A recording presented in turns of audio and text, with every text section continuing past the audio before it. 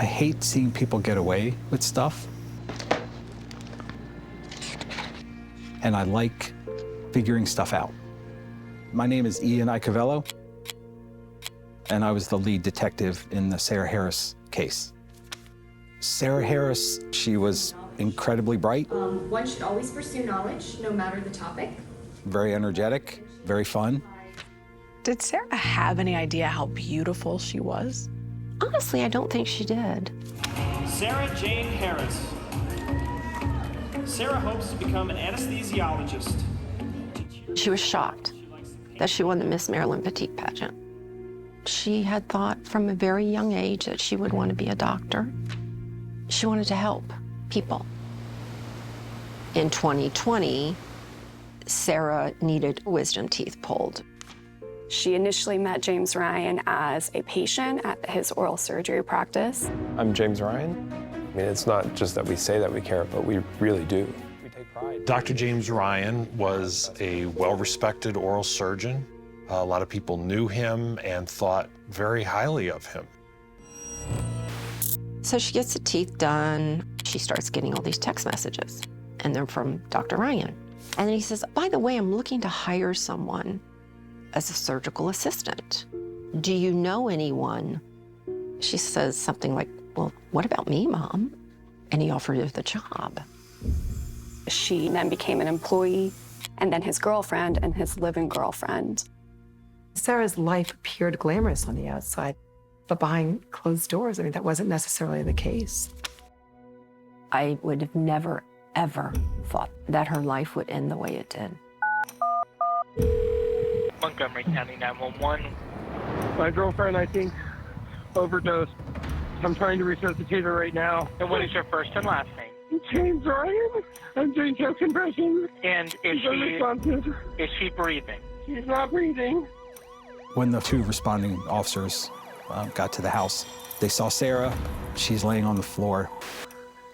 What did authorities think had happened to Sarah that day?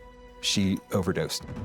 And we don't know if it's an accident, if it's suicide, or if it's a homicide. The decision was made to charge him with depraved heart murder. I think most of our audience will have never heard of depraved heart murder. I have never seen it before.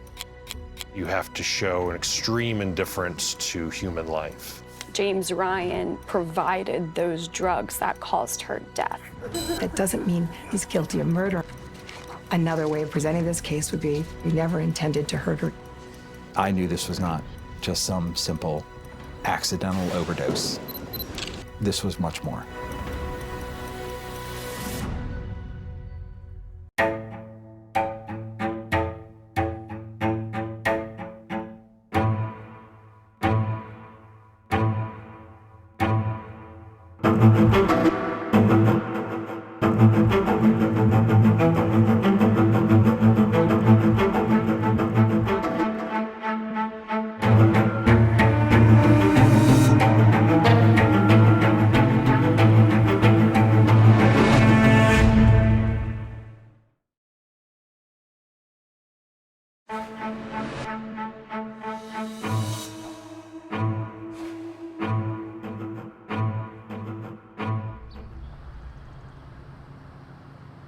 Was she sleeping on the couch last night? Yeah, she would do that sometimes. It's the morning of January 26, 2022. Sarah Harris lies unresponsive on the floor of the room in disarray. Her boyfriend, Dr. James Ryan, tearfully talks with police at the scene. The conversation is recorded on a body camera as they ask him about the night before. We're watching TV, and then she said you should probably go to bed because you're tired and you have to work tomorrow, so I did. What time did you go to bed? Probably about 10 or 11. Ryan has already told authorities he's a doctor and that he thinks it's an overdose. And he says it's happened before. And I did CPR and brought her back. This time, Sarah doesn't survive.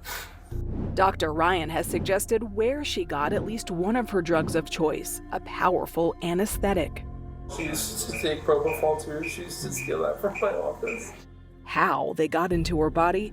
I've caught her before with, like injecting herself with things. And why? She was bipolar also, so could be really angry or could be really happy. Ryan had called Sarah's family with the awful news that morning. But her mother, Tina, just didn't believe anything he said. She immediately suspected James Ryan was responsible for Sarah's death. She arrived at the scene about 20 minutes later.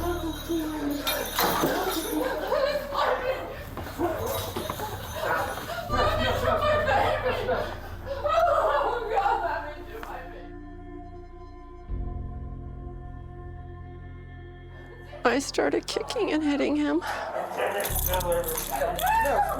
and screaming at him. What did he say happened? He said he went to bed and left her alone and came down, and she was unresponsive in the morning. Authorities say they found wrappers from syringes, tourniquets, and saline bags next to the kitchen sink, and drug vials in Sarah's purse. Tina thinks Ryan arranged it that way. He wanted to look like it was a suicide. Tina had long held suspicions about Dr. Ryan. He had encountered Sarah Harris more than a year earlier, not as a girlfriend, but as a patient, to get her wisdom teeth out. Dr. Ryan is somebody who's practiced for over 20 years. He has incredible credentials. Mary Fulginiti is a former prosecutor and defense attorney and a CBS News consultant. We asked her to use her decades of courtroom experience to help analyze this case. He's esteemed and regarded in his community as one of the best at what he does. Tina Harris says the first time her daughter met Dr. Ryan for her teeth in the summer of 2020, the doctor was professional. But she does remember at the time feeling it was curious when his interest in Sarah seemed to change. She starts getting all these text messages. He asks her, "How are you doing?" And she says, "I'm fine." And he starts sending little emojis. What are you thinking as her mom? I thought it was a little bizarre that he added a little happy face, and I thought, well, maybe he just likes using emojis. She says that's when Ryan had mentioned he was looking to hire someone as a surgical assistant. I thought, well, maybe he just thinks that she'd really be a good addition. Dr. Ryan hardly seemed like a threat. He was divorced with 3 grown children and was involved with a woman with whom he already had a baby. At 47, he was more than twice Sarah's age. He said, "No, I don't need your resume. Just come on in for a working interview." I said, "Well, I'm proud of you, honey. That's pretty incredible. He's going to teach you all this stuff?" At the beginning, Sarah seemed to love the job, but Tina says as the holidays approached, an extravagant gift re-triggered her suspicion that Dr. Ryan's interest in Sarah was more than professional. What was it? A diamond necklace. That's quite a gift. I said, "Okay, he's after you." I said, "You got to put your foot down." Instead, in early 2021, she says Sarah announced she had agreed to go out for a meal with Ryan, who was ending his other relationship. He seemed to win over Sarah, and Tina admits in their early days as a couple, even she found him impressive. As a mother, was a part of you excited she was dating a doctor? Well, I was excited. I was excited because he had a wonderful reputation. And she says Ryan was generous. He would lease Sarah a new car and take her and her family on trips, all expenses paid. Tina says, in a way, he spent time courting her, too. He would say, "I would love to have you as my mom. Sarah's so blessed to have you." Tina says she and Sarah always had a special bond. We were very, very close. She says Sarah was close to her 3 siblings, too, especially older sister Rachel. Rachel took it upon herself that she was going to be the protector. But there had been a rough period during Sarah's youth in suburban Maryland. Like many young people, she experimented with drugs and had problems moderating her mood. She suffered from anxiety. When did she first struggle with depression? I noticed depression coming about when she was about 14, 15 years old. She would start feeling down. But Tina says Sarah still excelled in high school, craving knowledge and the skills that came with it. It's currently hanging in the Louvre in Paris. She learned German, Spanish, Russian, and sign language. Happy birthday to you. She put a lot of pressure on herself, especially with her grades. Before long, Sarah got her social bearings. She fell into a great group of kids. They would sit out in the living room and play the guitar, play the piano, sing. She was at a music festival in 2018 when 21-year-old Sarah caught the eye of Henry Peterson, 7 years older. I feel like it was like stars colliding and meeting someone like you're supposed to meet. They lived 7 hours apart, but he says they quickly became emotionally inseparable. We talked about everything you could think of in terms of future marriage and children and family. He says the distance eventually made them drift. Peterson broke it off, though he says he still imagined they would end up together. She and I never stopped talking. The love was always there. By her mid-20s, Sarah had gotten into modeling and competing in beauty pageants, and in 2020, she'd won that Miss Maryland Petite pageant. The next year is when she started quietly seeing Dr. Ryan, and by that summer, they had decided to live together. And that's when everything goes downhill.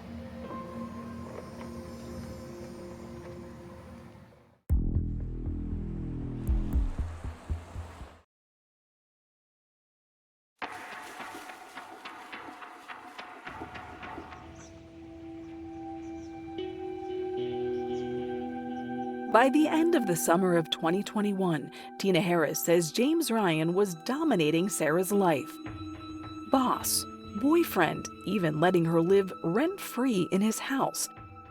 But instead of flourishing, Sarah seemed anxious and depressed. She saw a psychiatrist who gave her that bipolar diagnosis. Her complexion starts to change. She starts to lose weight. On a family trip to Key West that September, Tina says Sarah had been asleep when a drunk Dr. Ryan revealed something unsettling. He had first noticed Sarah in the park when she was just 14. I used to see Sarah walking the neighborhood and playing at the park with her friends. And he says, then I found out she worked in the toy store, so I would take my kids there so I could see her. And I remember when she dressed up as Elsa from Frozen, and she looked just like Elsa.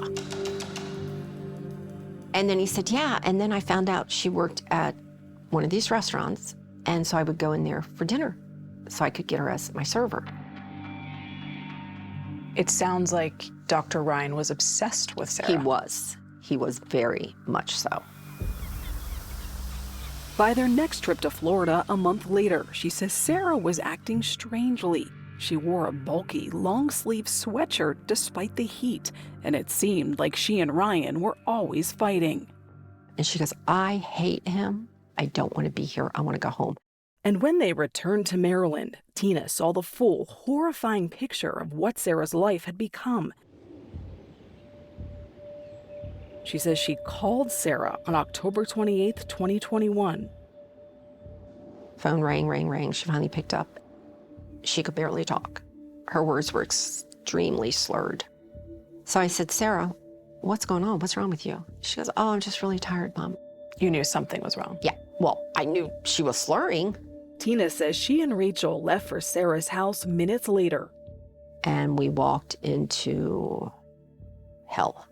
What did you see? Well, Sarah answers the door. She smells. It looks like she hadn't bathed in a week or more. She looked horrible.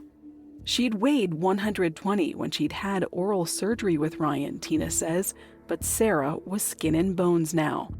And Tina says there was more. The IV bags, needles laying all over the floor, syringes, tourniquets, bloody footprints, bloody paper towels. And there were drugs, bottles and vials everywhere. Rachel gathered them up and photographed them. I never looked at the drugs, and I wish I had. I do think some people watching would think, how did you not look at what the drugs were? Of course. I just wanted to get her out. She says Sarah had offered an innocent, if unconvincing, explanation. She goes, I've just been dehydrated, Mom. He's just hydrating me. I said, I'm turning him in. And Sarah starts crying, Mom, you can't do that. Please don't do that. She's begging me. I grabbed her arms and I pulled her sleeves up, and she had needle marks from here to here, all over her arms, bruises. I became hysterical. Against her better judgment, Tina agreed to hold off on calling authorities, but she says she insisted Sarah move back home. Just days later, Tina says Ryan convinced Sarah to come back to him. In the following weeks, Tina says Sarah seemed to be getting better. She started cooking, eating, even going to church. But on December 3rd, 2021, Tina says her daughter answered the phone slurring again. Rachel Harris jumped into action. Rachel said, I'm going to go and check on her. When Rachel got there, it was worse than the first time. Poking around the ground floor, Rachel once again pulled out her camera, finding drug bottles and vials, as well as a saline bag, an IV pole, IV needles, and bloody footprints on a kitchen mat. She was so distraught she left without talking to her sister. A few days later, Tina confronted Dr. James Ryan. She was in no mood for another explanation. I just reached across and smacked the living crap out of him. You hit him? Yeah. Oh, I hit him. And I said, what are you doing? Are you trying to kill my daughter? Tina says Ryan still insisted he'd only been hydrating her. And you still believed it? I believed he was giving her something. I didn't know what it was. I did not look at the vases. All I could see was my daughter and what kind of trouble she was in. But the next day, she says Ryan admitted he'd been doing more than hydrating her. He'd been giving Sarah drugs, though only to keep her from getting them someplace else. So I told him, I said, look, you can break it off with my daughter or I'm calling the police. And he said, well, I'll break it off with her. But days turned into weeks and Dr. Ryan never did. After months of tension, Tina says she couldn't keep arguing with her daughter anymore. What was I going to do? Lock her up? You probably wanted to. I threatened it. And she said, if you do that, Mom, when I get out, you'll never hear from me again. And that scared me to death.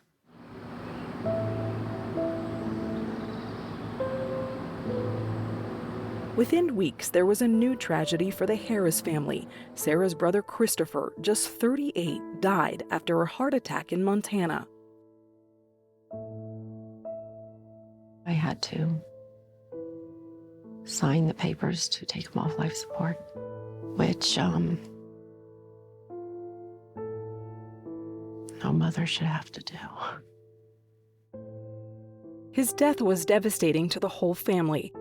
Sarah posted this tribute message to her brother. Never goodbye. I'll see you soon, big bro.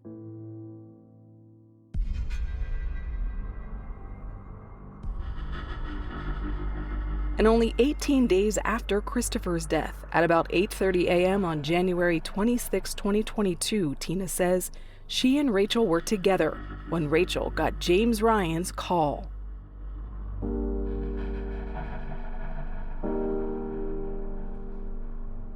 Rachel started screaming. She's holding the phone, and James has it on FaceTime, and he's got the camera pointed at my baby.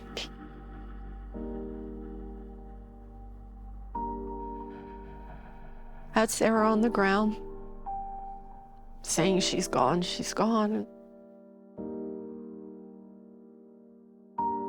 At the time of her death, Sarah Harris weighed just 83 pounds.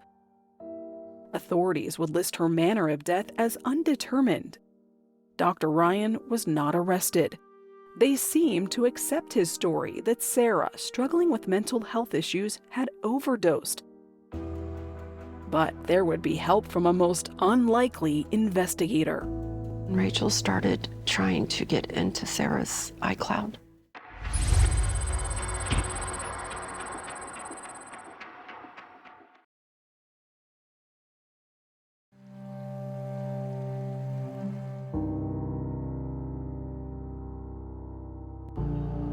I just hope that you're happy that I'm with someone who truly, truly loves me.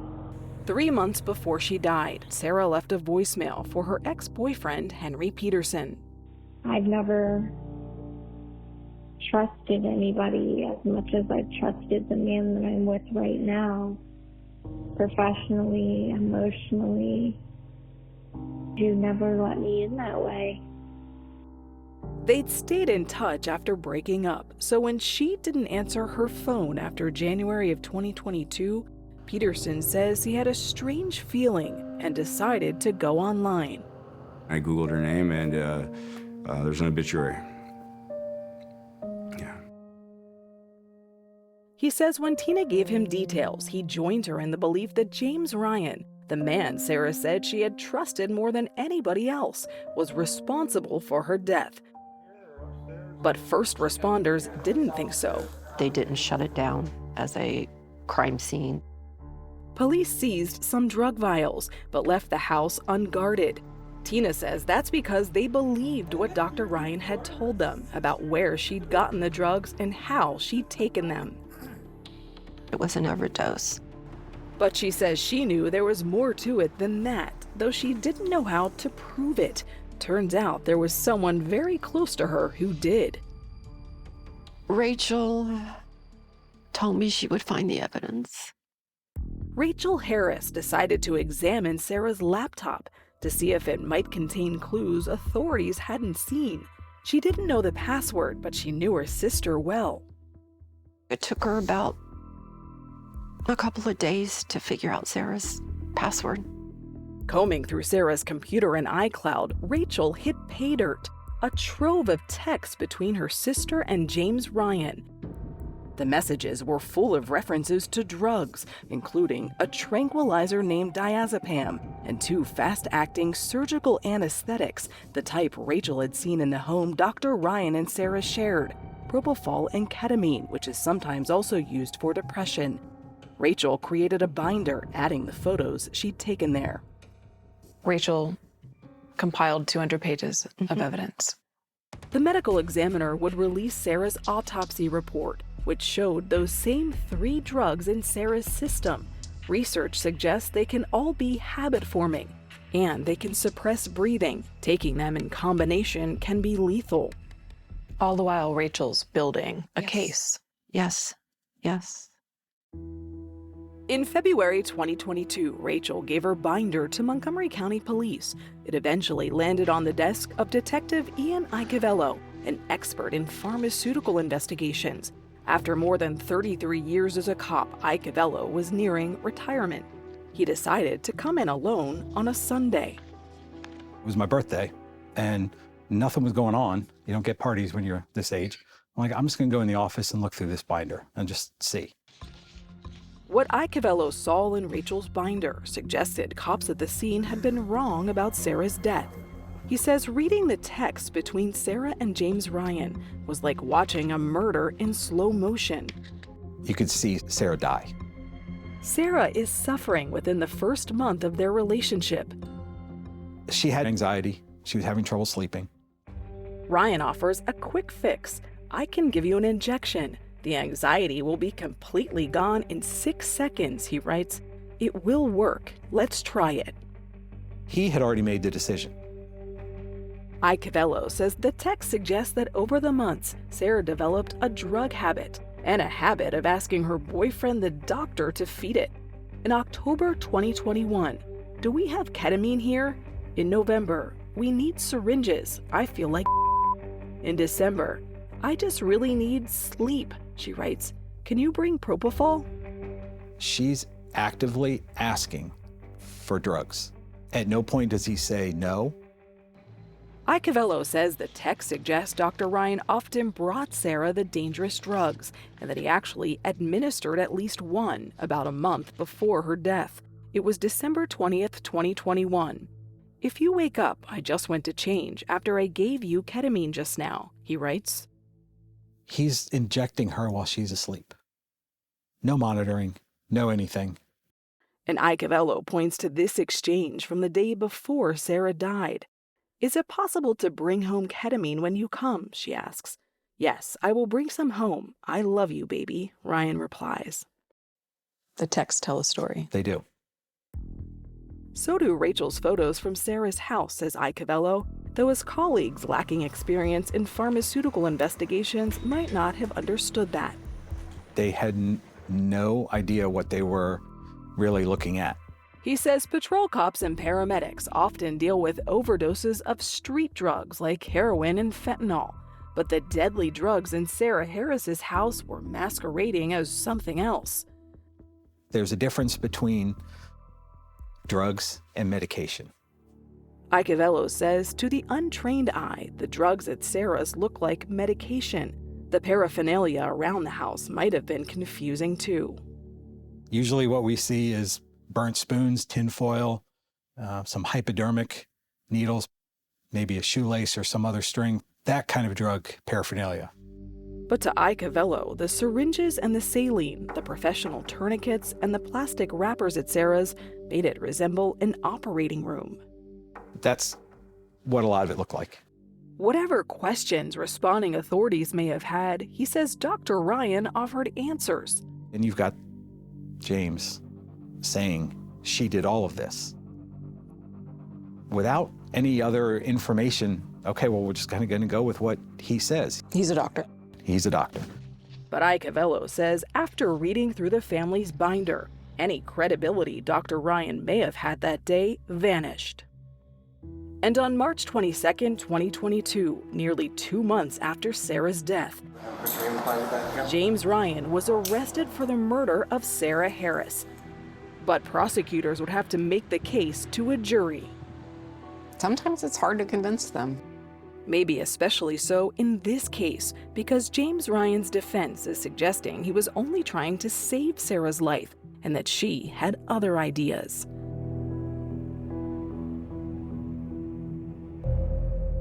What do you make of those text messages between Sarah and Dr. Ryan? Chat now with the 48 Hours team on Facebook and X.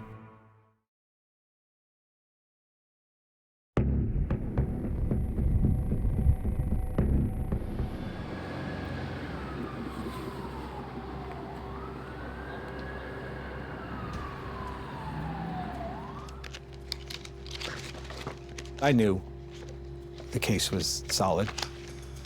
Detective Ian Iacovello was sure Dr. James Ryan was responsible for Sarah Harris's death. And he had no problem convincing prosecutors on Montgomery County's overdose task force.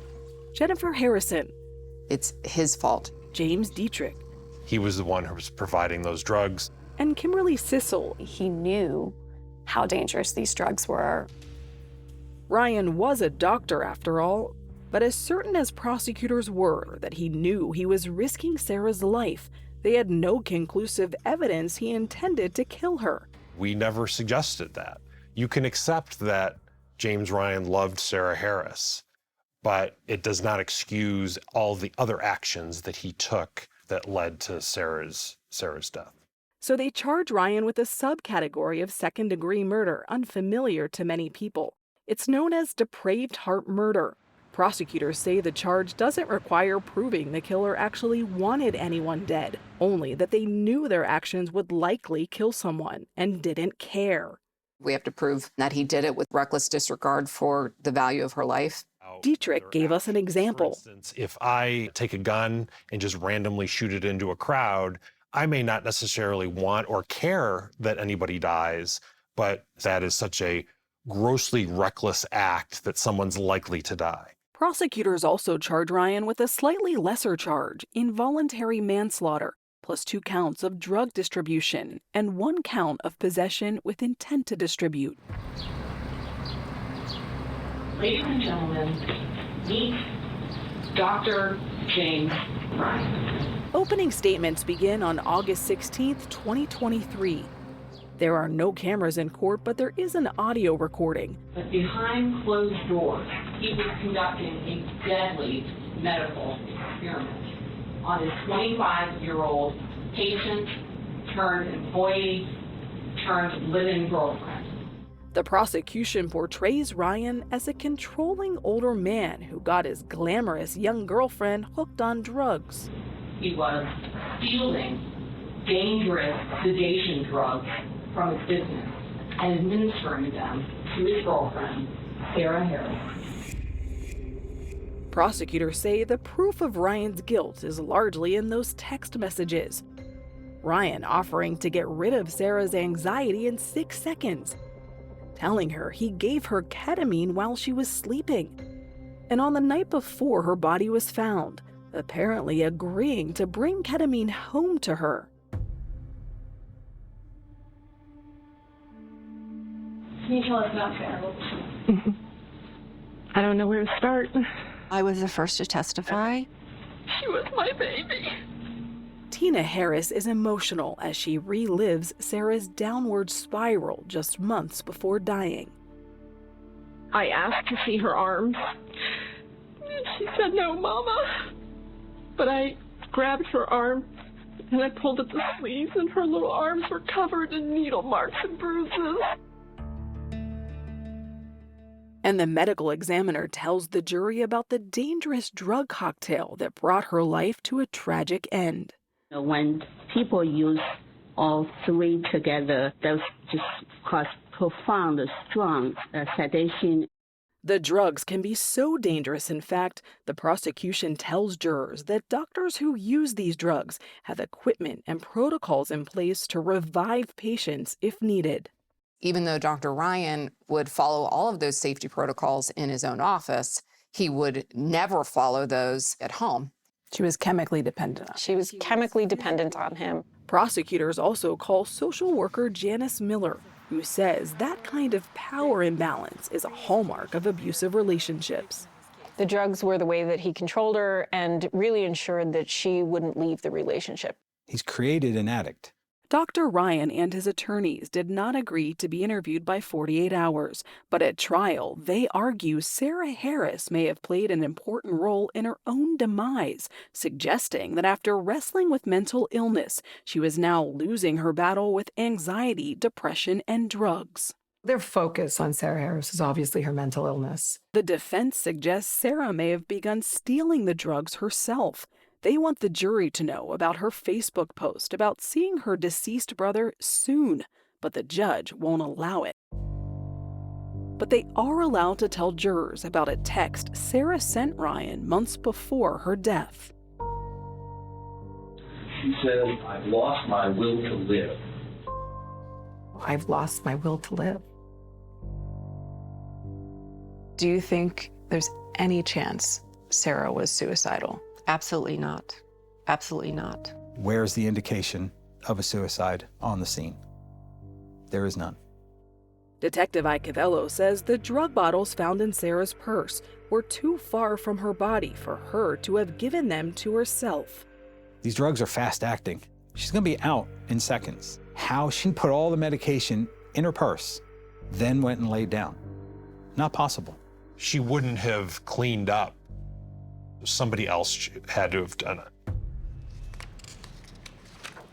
But according to CBS News consultant Mary Fulginiti, the defense argues that detectives mishandled the scene, that there's no way to know exactly what happened, including who administered the fatal dose.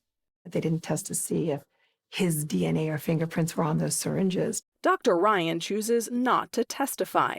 The defense argues he was a loving partner who was just trying to help Sarah. This is a case about caring for somebody and possibly loving them to death. His lawyers call a friend who saw Sarah using drugs before she began dating Ryan, and a relative who saw them as a happy couple. In closings, prosecutors remind the jury that to convict Ryan of depraved heart murder, it doesn't matter whether or not he actually put the drugs in Sarah's body, or even whether or not he wanted her to die. The act of giving her the drugs is him handing her a loaded gun. But would the jury agree? If you were a juror in this case, what would be your verdict and why? Learn more about the case at 48hours.com.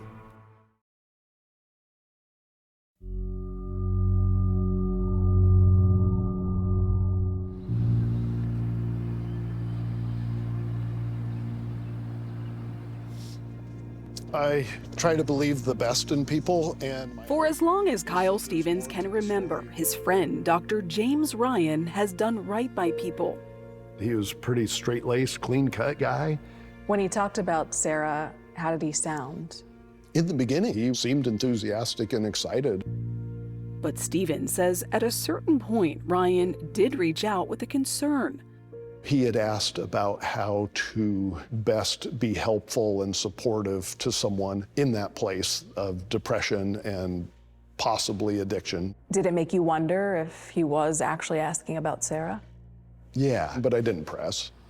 So Stephen says he had no idea what was really going on between the two. Then he discovered his friend was arrested and headed to trial.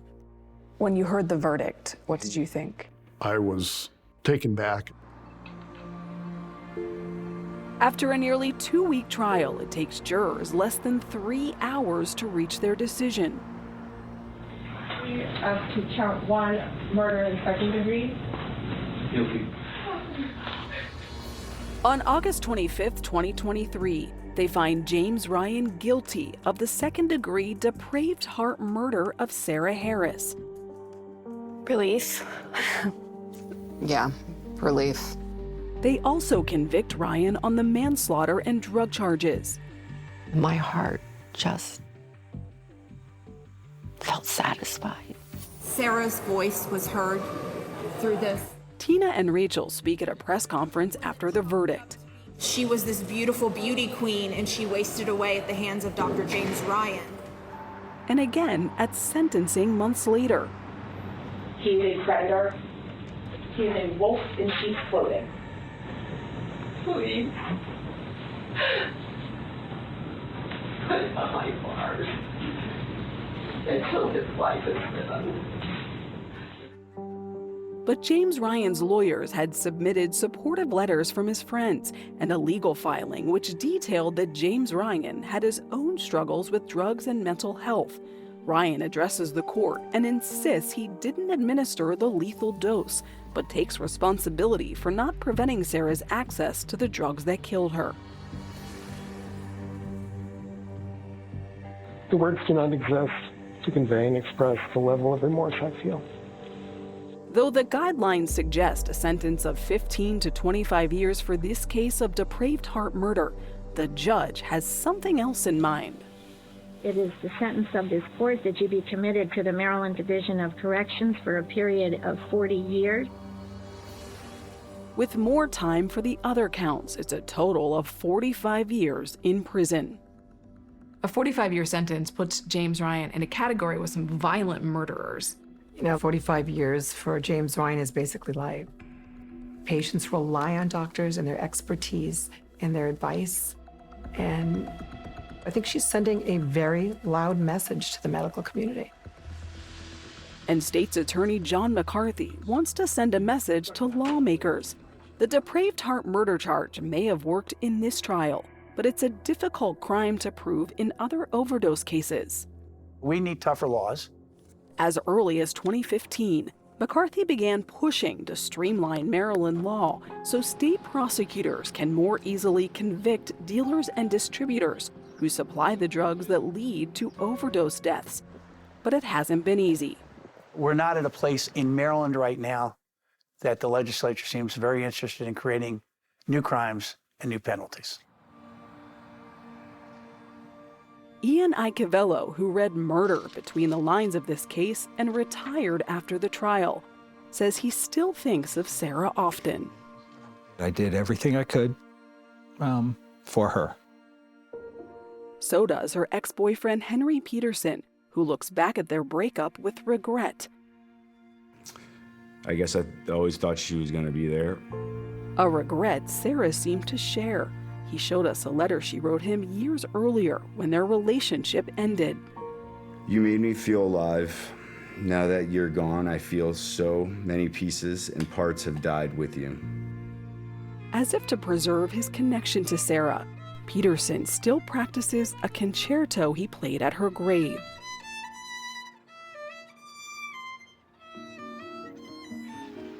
Where today, a mother who faced great loss with even greater courage struggles to face the future without Sarah and her brother, so close in life and death that she actually buried their ashes in the same casket.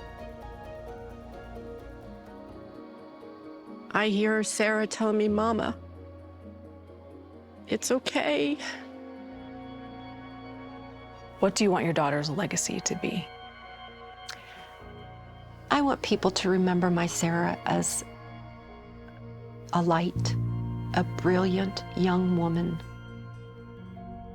who cared about others and loved life. Loved it.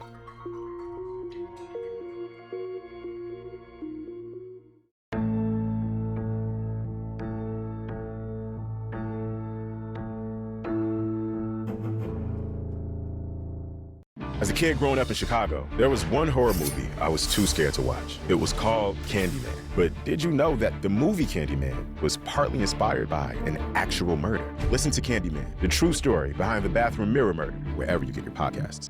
I'm Erin Moriarty of 48 Hours, and of all the cases I've covered, this is the one that troubles me most. Listen to Murder in the Orange Grove, the troubled case against Crosley Green, wherever you get your podcasts.